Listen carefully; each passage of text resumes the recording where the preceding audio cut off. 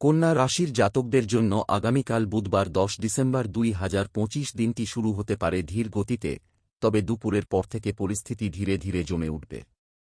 সকালে ঘুম থেকে উঠেই মনে হতে পারে কিছু একটা ঠিকমতো এগোচ্ছে না বা মনটা বিরক্তিকর এক অস্বস্তিতে ঢেকে আছে, কিন্তু সেই অস্থিরতার ওপর ভর করে কোনো ভুল সিদ্ধান্ত নেওয়া ঠিক হবে না।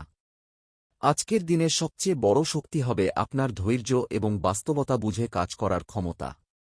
তাই সকালটা নিজের মতো করে, শান্ত মনে, ধীরে ধীরে কাজে হাত দিলে দিন শেষে ভালো ফল পাওয়ার সম্ভাবনা রয়েছে।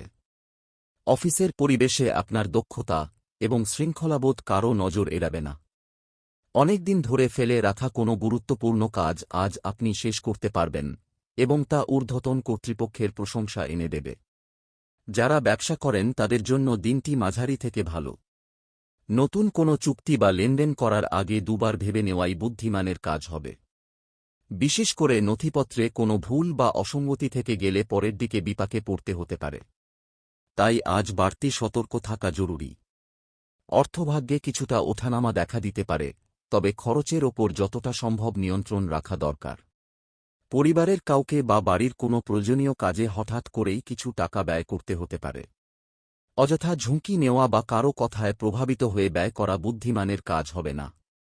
ব্যক্তিগত সম্পর্কের ক্ষেত্রে আজ মিশ্র সময়। জীবনে যার সঙ্গে সম্পর্কে আছেন তার সঙ্গে ছোটখাটো ভুল বোঝাবুঝি তৈরি হতে পারে, কিন্তু তা আলোচনার মাধ্যমে সহজেই সমাধান করা সম্ভব। আপনি যদি একা থাকেন বা প্রেমের সম্পর্কে প্রবেশ করতে চান, তাহলে আজ কাউকে নতুনভাবে ভালো লাগতে পারে, তবে খুব দ্রুত সিদ্ধান্ত না নেওয়াই উত্তম।